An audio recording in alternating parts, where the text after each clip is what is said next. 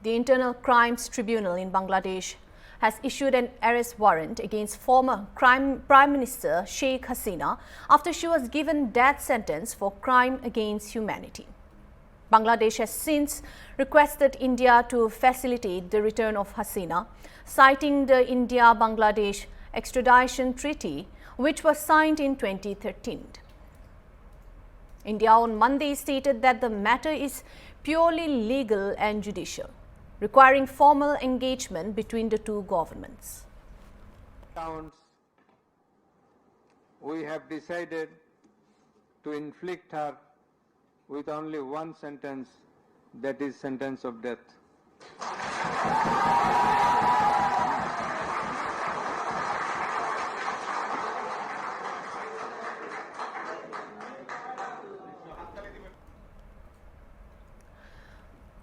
So, is India obliged to accept the extradition request? The question remains. According to the treaty, either of the country can make a request for extradition if an individual has been charged, accused, or convicted of an extraditable offence. In this case of Sheikh Hasina, Bangladesh has issued an arrest warrant and a death penalty in connection with crime against humanity. Under Article 1 and 2 of the treaty, the alleged offence must be punishable under the laws of both the countries.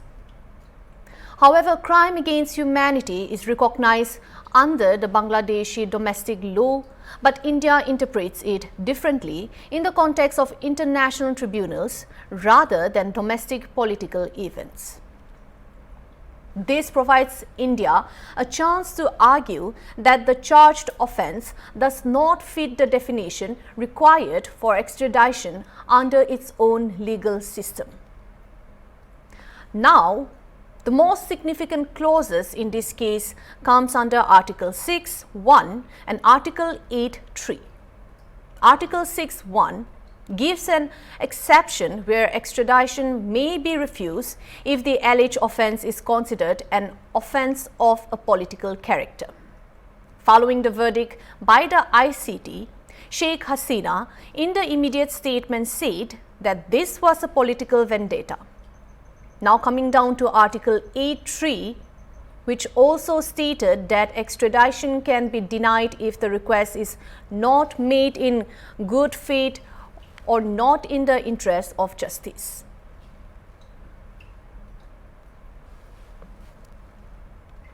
का सवाल तभी उठता है जब पूरा कायदे अनुसार सब चीज़ें हों।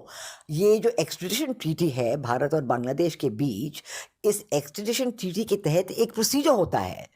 अगर शेख हसीना जैसे वो आज दिल्ली में हैं, भारत में हैं, और अगर बांग्लादेश की सरकार चाहती है कि वो वापस जाए, तो ये जो उन्होंने कोर्ट केस किया है, हालांकि मैंने कहा है साफ साफ कि ये कोर्ट केस वैलिड है ही नहीं, क्योंकि ये कैंगरू कोर्ट था। ये जो जजेस अपॉइंट हुए थे ये इलीगल अपॉइंट हुए थे। जो भी हुआ है ये सारा जो एविडेंस है भारत की सरकार को मिलना चाहिए। भारत में एक और कोर्ट केस होगा जिसमें बांग्लादेश की सरकार अपने लॉयर्स को भेज सकते हैं, इसमें कोई इतराज़ नहीं है।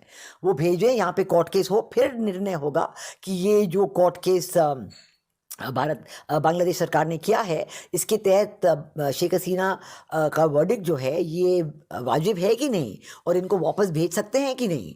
यहाँ आपने देखा होगा कि विलायत वगैरह देशों के साथ जो हमारे भारत के एक्सट्रेडिशन के क्लॉजेस हो रहे हैं सालों भर लग जाते हैं। सो ऐसे थोड़ी एक लाइन का आपने डॉक्यूमेंट भेजा और कहा कि इनको वापस करें।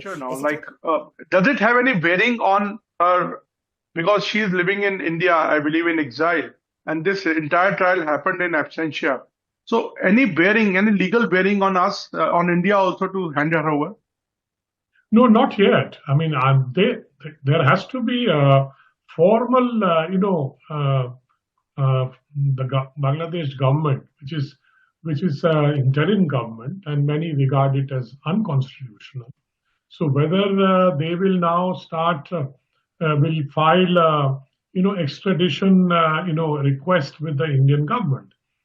Because there is a provision, bilateral extradition treaty is there. However, there is a very, very major exception in the treaty, which is regarding political crimes or political kind of charges that are brought. And everybody knows that these are political charges that have been brought. And the verdict is also kind of part of the vendetta politics. So will it be a dicey situation for India, like, because we are also dealing with the current government there, and Sheikh Hasina is also is living here. So do you think this this new verdict is going to add some issues vis-a-vis her stay here? Well, I think the current government in Dhaka will now say, look, she has been convicted. Now you hand her over. But these are handing her over on extradition is a legal process. So they will have to go through the legality, which means going to court in India and filing extradition charges, getting an order from a court. If an Indian court orders it, then of course the government of India will comply. But I don't think that has happened yet. So we'll have to wait and see what they do. And of course, the fact that she's been in India is not new. She's been in India since last August when she was overthrown. And they were demanding even at that time, please hand her over. And we said, no, you go through the extradition process. I mean, she was not a convicted criminal when she came here. It was they who drove her out and they brought her here. We did not do anything to invite her here to come and take, refuge. She decided and we agreed. So, sir, as you said in your opening, can third party intervene in this case? The answer is no. Since this is a bilateral treaty, however, either country can terminate the treaty with 6 months' notice. Now, what does Indian Extradition Act says? The India extradition has the power, or India has the power to deny extradition, stay proceedings, or discharge the person sought depending on the circumstances. According to the Act, the request can be rejected if it appears trivial or not made in good faith, if it's politically motivated, or if the extradition is not in the interest of justice. India is placed at a difficult position right now as Bangladesh and India has a good relationship. However, Sheikh Hasina, while in power, was always friendly towards India, and the relation dates back to the time when Bangladesh was liberated from Pakistan with the help of India. It is likely that India will not so easily allow the extradition of Hasina.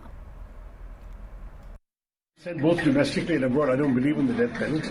So I find that is particularly dismaying. But also, a trial in absentia where somebody doesn't get a chance to defend themselves, explain themselves, and then you declare a death penalty, it seems to me to be, it's not appropriate for me to comment on the internal matters of another country's judiciary. But I must say, I cannot say that I find it a very, shall we say, positive development. It's a very troubling development. Right.